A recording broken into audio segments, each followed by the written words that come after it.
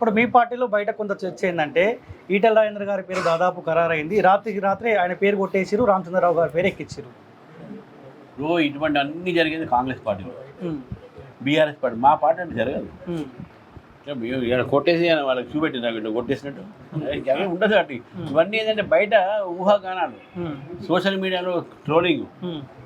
ఇతర కానీ నా ఫ్రెండు ఈరోజు నాకు ఆయనకి ఇచ్చినా నేను పని చేస్తుండే, నాకు ఇచ్చిన ఆయన పని నేను వచ్చాడు కదా, నా గురించి మాట్లాడాడు కదా. అట్లేం లేదు. మీరు అంటే ఇప్పుడు నీ మీడియాకు మీ ద్వారా ఏమంటున్నా అంటే, మీరు 10 మంది అడిగినా కూడా, ఒక్కరికి ఇచ్చినా కూడా, మీ అందరూ ఒకే పార్టీలో కూడా అడిగినాం కదా, బయట నుంచి వచ్చి అడిగినాం కాదు, ఎలక్షన్ కాదు కదా. ఏదో ఎంపీ ఎమ్మెల్యే కొట్టాలని పార్టీలకు ఒక పదవి, ఇది పదవి కూడా కాదు, ఇది బాధ్యత అంతే. నా బాధ్యత నాకుంది, వారి బాధ్యత వారికి ఉన్నది. మరి ఎంపీగా బాధ్యత ఎక్కువ పనిచేసే అవకాశం ఉంటుంది. ఇప్పుడు రేపు ఇంకేదైనా పదవి రావచ్చు వరకు చెప్పండి. ఇప్పటికే వారు కమిటీ చైర్మన్ ఉన్నారు. సో అట్లా ఏముండదు మా పార్టీలో.